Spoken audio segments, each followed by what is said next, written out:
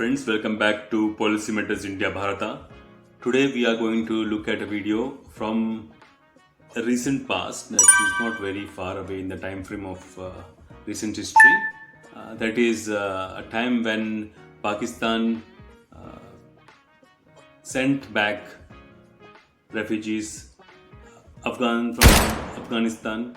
These were people who had taken shelter in Pakistan prominently during the Soviet time, the Afghanistan war with the Soviets, and then later on due to different circumstances. Now let us first see the video. Pakistan has begun to detain undocumented migrants, nearly all of whom are refugees from Afghanistan. The government has set a November 1st deadline for them to leave or be expelled. The policy has been condemned by rights groups, and officials say more than 100,000 people left voluntarily before the deadline. The line at the Torham border between Pakistan and Afghanistan stretches as far as the eye can see. Families and trucks piled high with their belongings wait to be processed. The situation they describe is dire. We don't have anything to feed our child. We had some vegetables yesterday, and today he has only had a cup of tea. Money talks, but we don't have any. Last month, Pakistan's Interior Ministry announced the expulsion of all undocumented immigrants, citing security concerns after an increase in terror attacks on its soil, originating in Afghanistan.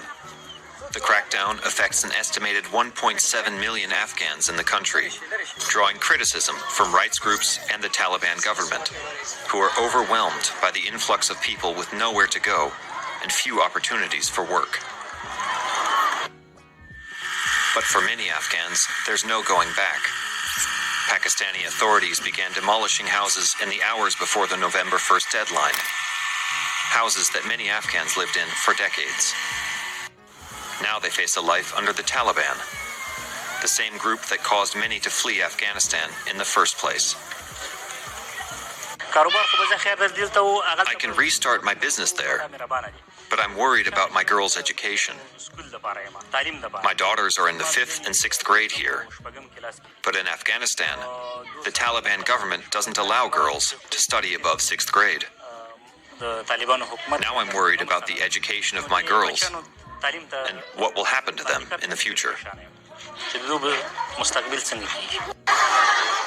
The UN warns that the forced deportation could mean yet another humanitarian catastrophe for Afghanistan. Ahmad Zia Mayar is the Danish Refugee Council's interim country director for Afghanistan, and he joins us from Kabul. Welcome to DW. Do you have concerns about this move by Pakistani authorities?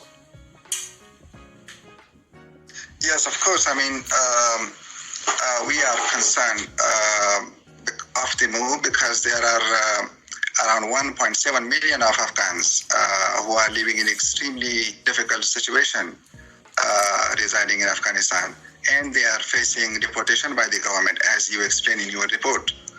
Majority of these living in Pakistan, they are there for decades. Some of them even traveled or migrated in 1979, back when the conflict started. Now they are being forced to abandon their entire life. Many of the returnees that our teams at the border crossings they are speaking to are sharing their desperations, being forced to return to Afghanistan, to a country where they have nowhere to go. They have no shelter, no land, no network, nothing for them. In the recent days, we have record numbers of Afghans crossing from the border. This week alone, we have a daily figure of around 10,000 people crossing the border. Right. And it's not abating. Okay, it's interesting in your answer there that your concern is more about the fact that people are uprooting their lives, even though they were undocumented and their lives there were pretty precarious anyway because of a lack of documentation, and less about the safety of the situation in Afghanistan. Yes, I mean, So they are there for several decades. Many of them, like during the different conflicts, they migrated to Pakistan. But recently the security situation in Afghanistan has, to some respects, it has improved. But that does not mean that it's completely safe for Afghans to return to Afghanistan. Right. But you would accept that Pakistan has the right to determine who lives within its borders. So what we are extremely concerned about the situation right now, because the people who have now being deported by Pakistan, they need international. There are international protection concerns. And they were unable to register their asylums there. So our request is that until the situation is conducive in their home countries, they must be protected and they should be given right to stay there. Okay. The return should be volunteer, not forced. Thank you so much for joining us, Ahmad Zia Mayar from the Danish Refugee Council. Thank you so much. So now we have seen the video. The video was not very long. There are many videos which are even more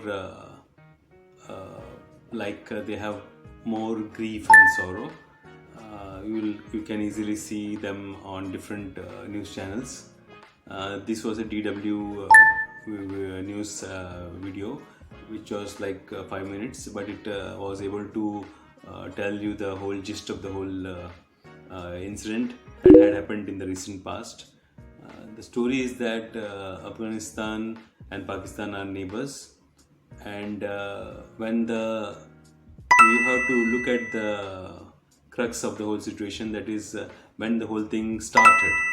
It started, the migration of Afghani people from Afghanistan to Pakistan was a coordinated effort with sanction from all the parties, and it was during the war, that is the Afghan war with the USSR, when this basically started.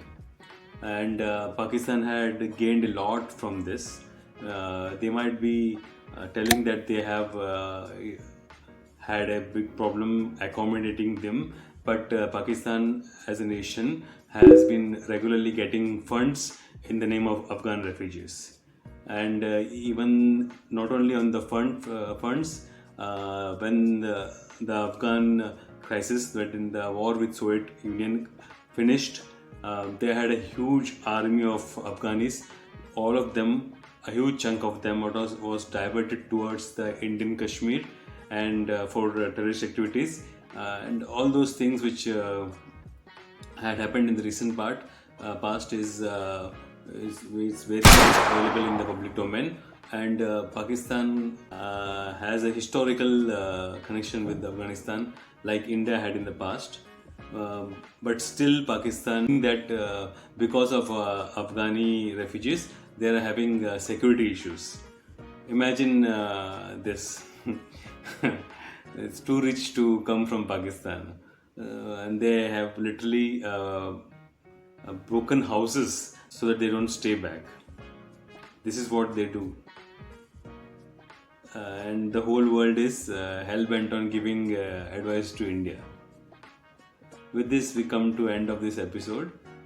See you again. Take care. Have a great day.